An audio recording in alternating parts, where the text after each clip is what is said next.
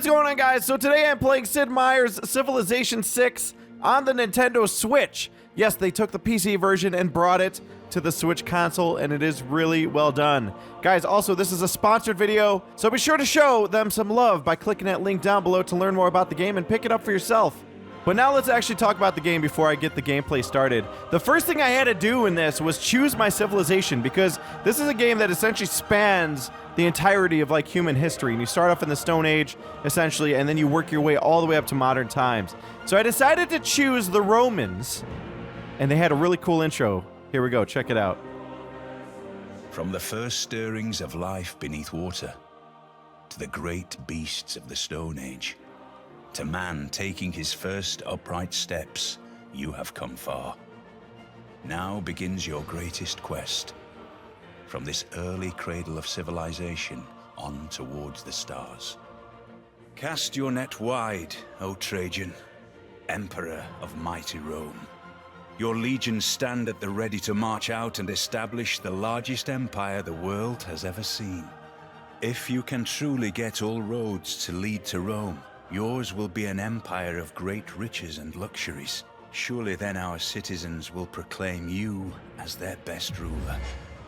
The Optimus Princeps.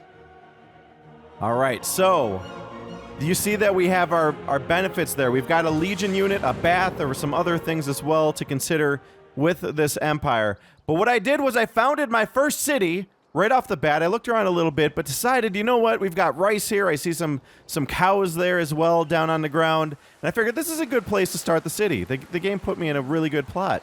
Also, notice those bananas. They look delicious. But yeah, so the first thing you gotta do, found your city, 4000 BC. We're talking ancient times. And boom, we had our first city planted down on the ground. Also, I had a little warrior unit. And I had to start researching things as well. So really, this is a game about not just, you know, getting your first city going, but expanding your empire, researching things, you know, navigating the waters and exploring the lands and finding resources. And like I said, you go all the way from these ancient times, all the way to the modern times. And along the way, obviously, you've got this like branching technology tree, and that's kind of what I was deciding to do here. I knew that I had cows, so I went with animal husbandry. I sent out a scouts, I had my warrior, and then we encountered our first enemy, barbarians. Now, these barbarians really don't do anything good for the world. They're just troublemakers, essentially. And we ended up coming across a scout. I sent my warriors to attack, but they weren't strong enough to just kill it in one go. It was going to take multiple turns. But yeah, really, like the beginning phase of the game is all about exploration. Here, the dark brown amorphous basalt. There, the red ochre. And below that again, the slender but distinct lines of the wood coal. So we found Giant's Causeway. This is actually something that's on Earth here. And pretty much everything in the game is based on you know, real-world type things, right? Real-world civs, real-world units, and even real-world natural wonders. Now, ultimately, our goal was to try to find other full civs, and the first we met were the Germans. Ich bin Kaiser Friedrich und herrsche über deutsche und welsche Lande, über Burgund und manche mehr. Ich weiß wohl, dass auch ihr könnt herrschen mit rechter Gewalt. So the initial impression I got off of him was that he was going to be kind of war-focused. But I wanted to play nice with him. I was trying to decide how I wanted to win the game. So I ended up expanding. Again, not really trying to be a warmonger or anything like that. And I was thinking maybe I'd go for the science victory, which is ultimately about getting to Mars. So I was expanding. I was trying to up my research, you know, increase my gold income. You could see all those stats at the upper left. And along the way, I found my first city-state. We found Preslav. And they almost function like a civilization, except they're more there to support those that build relationships with them. So I decided to build one with Preslav, and then... Über Vorsichtigkeit sie gelobet. Zu helfen diesem Reich hieße tanzen mit dem Tode. So he kind of gave me a threat, right? This is Germany again. And I was sitting there thinking, okay, he doesn't like me being friends with these you know, city-states that we've got scattered across the world as well. So I was thinking, I need to start building up my military. Meanwhile, we're exploring, and we find another natural wonder. Never again can I gaze upon the beauty spots of the earth and enjoy them as being the finest thing I have ever seen. Crater Lake is above them all. So again, this is a location on Earth here, Crater Lake. You can go there, you could visit it, but we found it, and actually if you build a city near it, it could be beneficial. So the barbarians started causing problems when I was trying to expand my city. I had to go retreat my settler a little bit. Life is wasted that is spent in the saddle. And while doing this, by the way, we finally researched horseback riding, which was going to enable me to build horsemen, which are fantastic units. It also puts horses on the map and lets you, it's not harvest them, but build stables for them so that you can use them to build military. I also got prompted about changing my government. So there's different governments you can choose. I won't go too into it because obviously there's a lot to consider with each of them. But I ended up setting up my first government, and then you set your policies, which you can kind of custom tailor into what fits your style at that time. So, again, I was trying to get this city built so bad, I just decided, you know what? We're just going to plop this thing down. City-states, again, we got another envoy. Had to decide where to send it off. And pretty much you got to look at the bonuses with each one. So, if we work with Korea, we'd get science. Alright, so we had our archers fighting back against these barbarians. I had a little sea vessel. I said, you know what, barbarian ship, you're going down. Surround them with these little tiny ships and just ended up sinking it. Thank goodness. Because those barbarian ships are a pain in the booty. Ich verstehe meine Feinde und ob ihnen helft, auch ich. So again, Germany is being threatening, and this is pretty much where I decided, you know what? We're going to have to do something about this. Because at some point, Germany's going to attack us. And what's the best defense, guys? The best defense is a good offense. Right? At least that's what some people think. So I decided it's time to start working on our war machine. And speaking of war machine, I had just gotten access to horses when, look who shows up, wanting my horses. Now, he offered me some gold, but I was saying no way in hell. But then the Aztecs come to us as well, who we ran into along the way. They wanted my horses too. And you know why? So that they could go and make their own horses, their own horsemen, and try to dominate the world. Because horsemen are not only strong, but they could also travel much faster across the world. So, still uncertain about what to do with the war situation. I ended up plopping down my 5th city as the Romans. And ultimately, I was managing a lot of different things at once. Each of these cities, especially when they're new, they need to be upgraded. So I was building farms. Again, I also got the plot set for the cattle. We had copper down. Now, here's what's interesting. Gandhi actually praised us for a moment.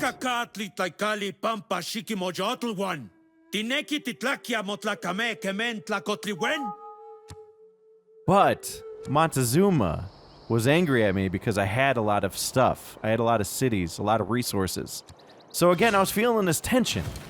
And like clockwork, the Germans came to me upset because I had troops coming by while I was dealing with barbarians. I decided enough was enough. We're going to war. Wie wollt ihr an mir gesiegen, der ich so viel der Feinde verdurbe? He's so cocky. He was so cocky. यदि आप खून के इतने प्यासे हैं, तो आपके नेतृत्व को समाप्त करना ही बेहतर होगा. So look who shows up. Gandhi. Gandhi is now denouncing me. I feel like the whole world's against me. But you know what? It's time to fight back, alright? The Germans were pressuring us. I sent in my horsemen. I finally built them. We're going after their archers with a plan to ultimately take the city. Now, luckily, he didn't have walls down yet. So in the game, you could get to a point where you could start building walls. But when there's not walls, you could attack cities so much easier. Despite that, I did bring in a battering ram. I also was starting to work on other tech with the medieval era. The stirrup and the ground. So with that tech, I ended up getting access to knights. I could upgrade my horsemen to knights. But the horsemen are still very strong on their own. They don't need to be upgraded right away. So while we were attacking the city, we come to find out that the Germans have made friends with one of the city-states, and they start pressuring me as well. While I'm trying to wage this war up here and take out Heidelberg. I hope I'm saying that right. I know you guys will tell me if I'm not. But again, no walls means we're able to just rush in, and these horsemen were slaying it. I just had to do one more attack, and the city was mine. And that was it. We captured our first German city, and it was a brand new one as well. So this was the start of a very long war with the Germans. Because we saw that he had the other city straight to the west. He had other ones below it that we hadn't even fully mapped yet. I decided, you know what, we're just going to keep going in. No walls means we're attacking while we've got the chance. And luckily, the game kind of gives you a preview of what sort of damage you can expect to do and take. And we noticed that the bar on the city is a way bigger chunk than what my horsemen will lose. It's essentially 41 strength versus whatever that had just said. But we were able to just chunk down that city. This is why they needed walls so bad. And with these horsemen able to ride so fast, they're just screaming across the world like there's no tomorrow. Ultimately, we surrounded Magdeburg. Hopefully I'm saying that right. And with the amount of power that we had at our disposal, there was really nothing that was going to stop us. It seemed like the Germans had most of their units in other places. We'd already done some damage to the ones that he already had on the front lines. And this city just fell to us like it was nothing. Now, we did lose a population point by taking it over. That's just kind of to be expected. But that's okay, because we knew that there were brighter prizes along the way. So again, I sent in my forces. He had archers around, actually. He had several archers that could do good damage to my horsemen, but it still wasn't enough. Without those walls, we were able to just keep punching in these cities. I'm sure the German Empire was regretting ever being rude to me in the first place.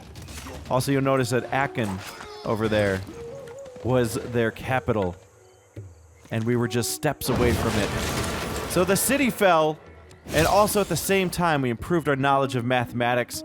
But before I could even celebrate that, guess who shows up wanting to have peace now? The same man who had threatened me all that time. But given that he was offering a hefty sum of gold, I decided to go ahead and do it. Plus I knew that my units were hurt, they needed to heal up, so peace was good for us both, even if it meant him preparing a little bit more.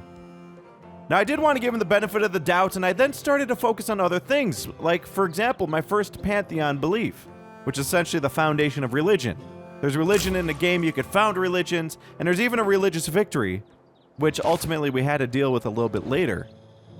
But we were at a time of peace, and I began looking at the wonders that we could make, everything from the Colosseum to the Great Library, and I allowed my units to heal, because they had taken so much battle damage along the way. Taking 3 cities really took a toll on my forces.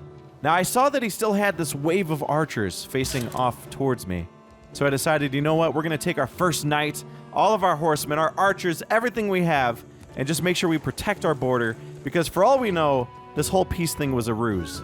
Now, you think that he would want to play nice, right? Because I had already taken a few of his cities. I obviously had really strong forces on his border. But nope, he denounces me. And they think I'm the warmonger when they sat around threatening me and being rude to me. But wouldn't you know, the Aztecs then called me poison, that they said I was evil. Just because I had struck first against the man who was threatening me. I decided, you know what, enough is enough. The whole world's mad at me.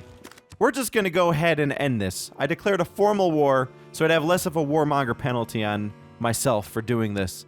But I decided, we're going to go and take out the Germans.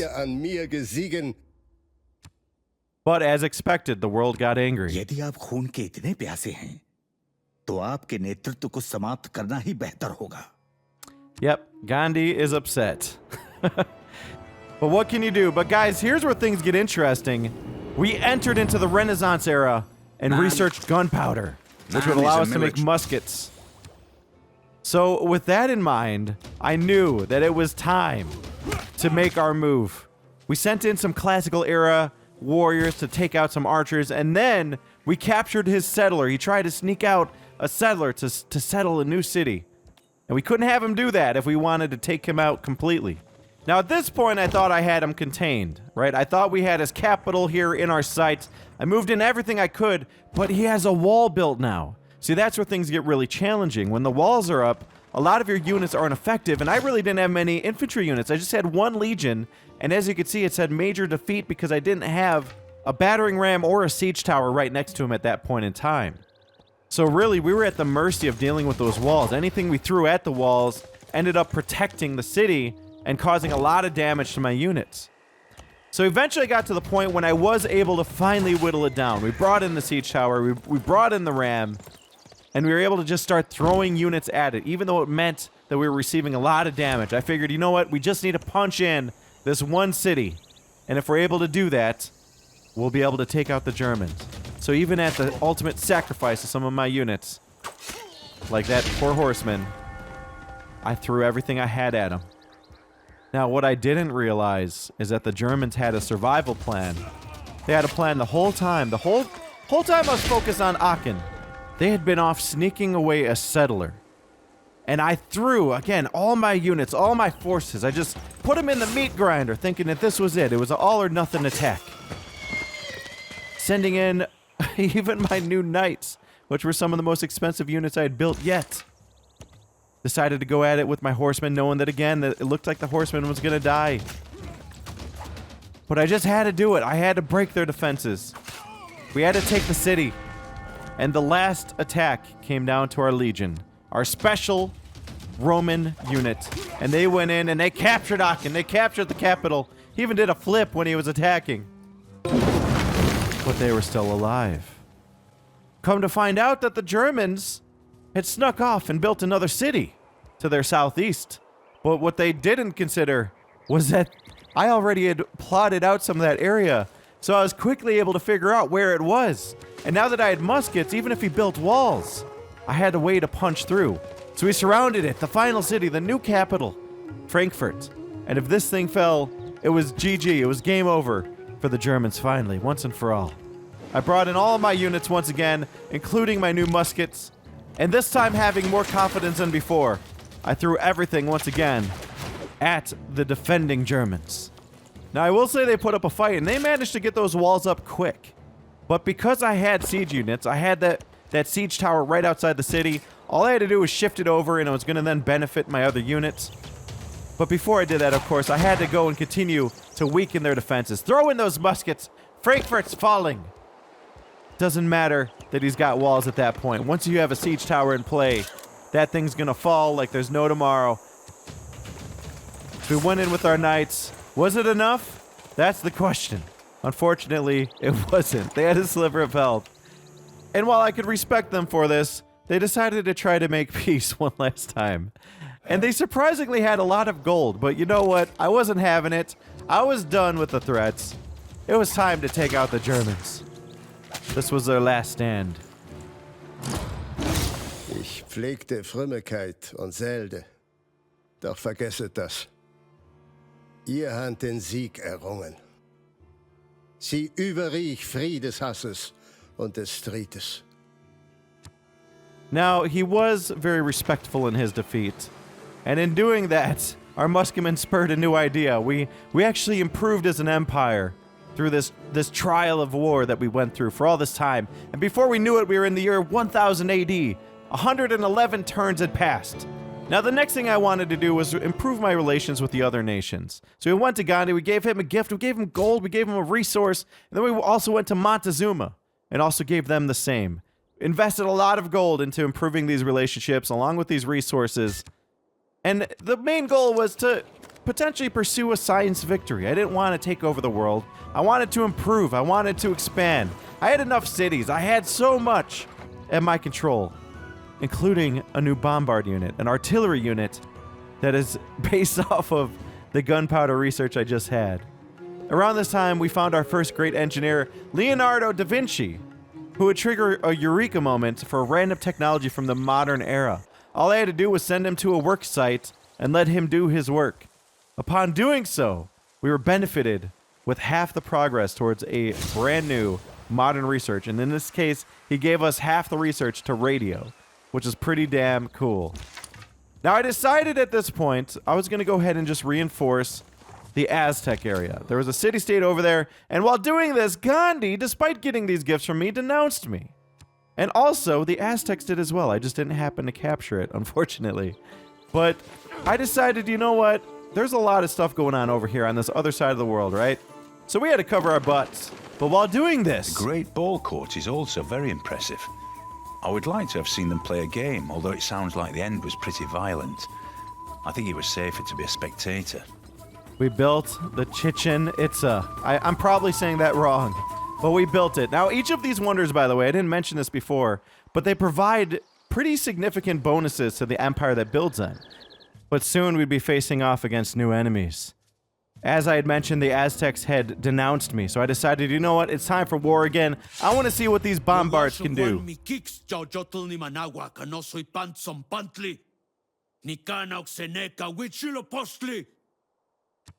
So he was not happy about that declaration of war, nor was Gandhi. इतने प्यासे हैं, तो आपके नेतृत्व को समाप्त करना ही बेहतर होगा.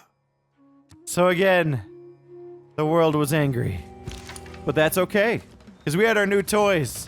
We had our horsemen, our knights, but also the bombards, and many more things to come. I knew that we were on a fast track to getting a lot of research done. We just had to take out the defenders first. Take out the catapult.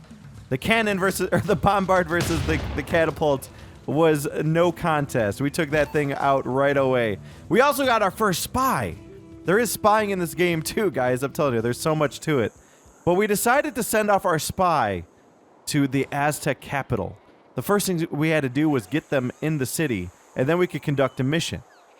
So while that was happening, we decided it's time to start busting these walls. I had 2 bombards ready, lots of reinforcements coming along the way, and ultimately what we were going to have to do was chip down those walls. Since we didn't have siege towers, we were relying on just pure brute strength. We had to keep hammering those walls. The lower those walls got, the more exposed they were to damage in the core of the city.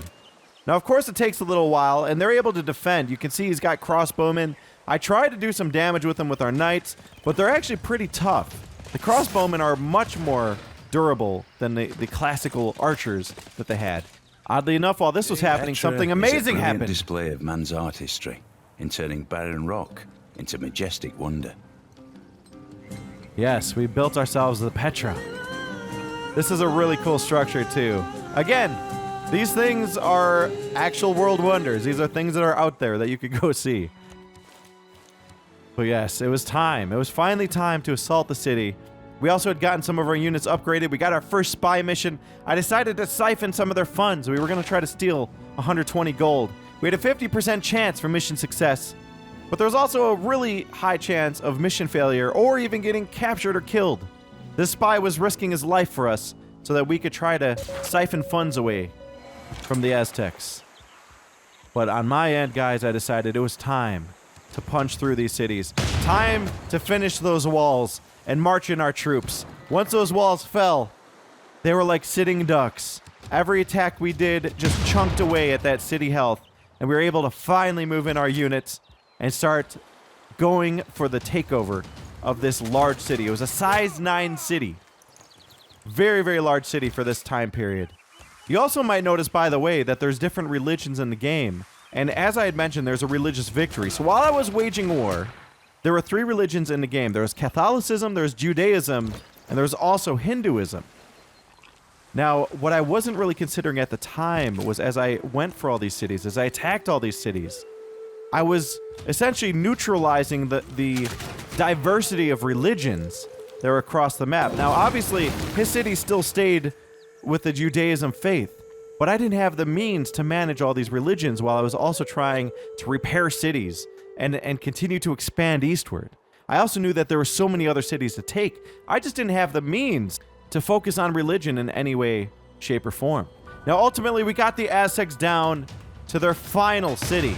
And by this time, guys, I had upgraded my cannons to artillery. I had infantry upgrades and even a helicopter. Yes, we sent in a helicopter to try to take out the Aztecs once and for all.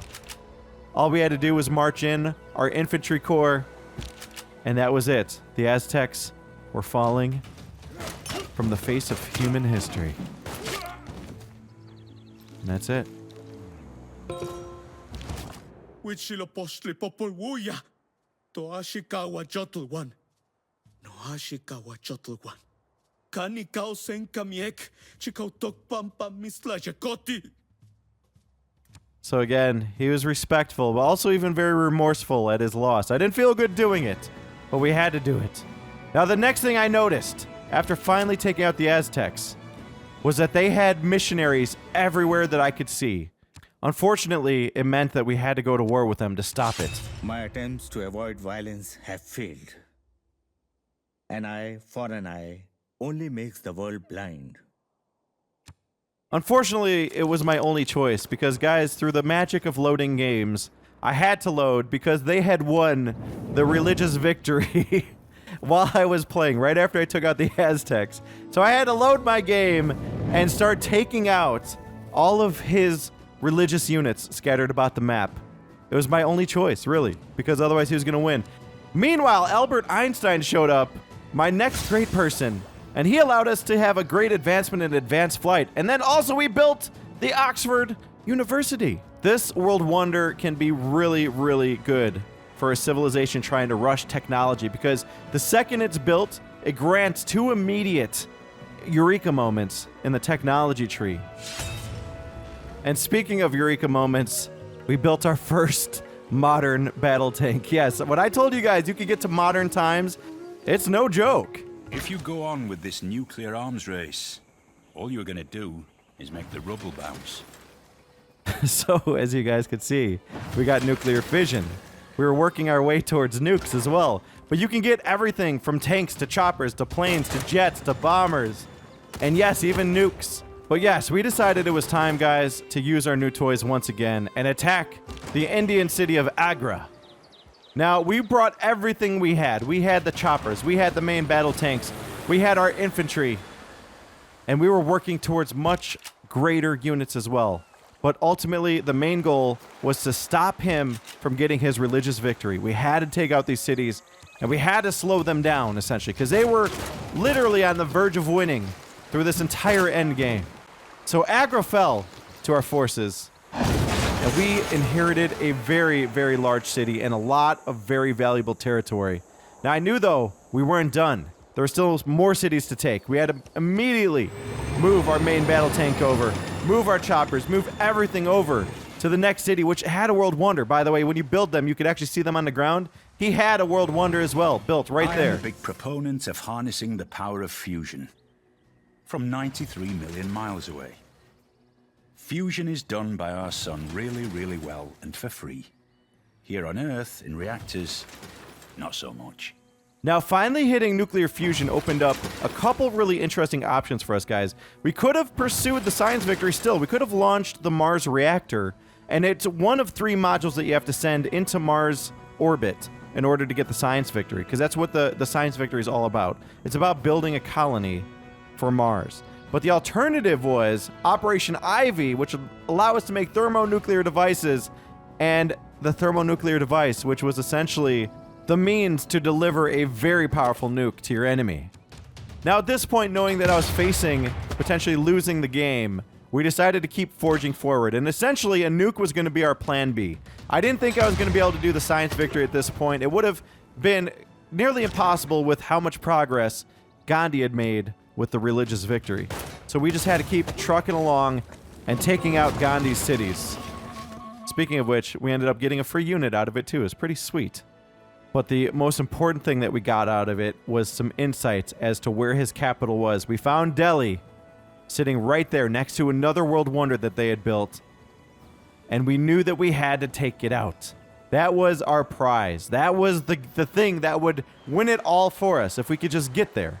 So I built an aircraft carrier again in case we needed more reinforcements, if I was able to make bombers finally. Unfortunately, in this playthrough, I wasn't able to make bombers, so I had to park it. But we did bring forth all of our units. We surrounded Delhi, probably his most defended city that we had found yet. He had forts down, he had cities, he had units, he had anti-tank. He had all sorts of stuff ready to defend, including some really thick walls on Delhi. That was no joke. We had to, again, throw everything we had at it. Our choppers went in, trying to do damage to the city. We had our artillery units. We had armor. We had our tanks. We also had machine gunners nearby on standby. We had actual army units, which are essentially more powerful versions of the unit that they are. You make them by combining like units. So if you have 2 infantry or 2 tanks, you combine them. And then if you have another tank, you combine it with that, and you'll get yourself an army. It'll be ultra upgraded. But ultimately, Delhi faced the same problem that all the other cities faced up until this point. They just didn't have enough units to hold off the insane onslaught that we had going. It was so bad that barbarians popped up and started surrounding us as well as we were doing this. Yes, modern barbarians. Of course, Gandhi, much like the Germans, wanted to try to plead for peace. But at this point, we knew what we had to do. We had to purge their capital, which stood before us in the end game. That's really all you got to do at the end. When you're going for the military victory, you got to take that last capital, the last civilization capital, and then it's a GG. We moved in our tank. He had nothing left to defend, and even though he had other cities, that was it. Though its face may change throughout the ages, history is written from the hand of the victor.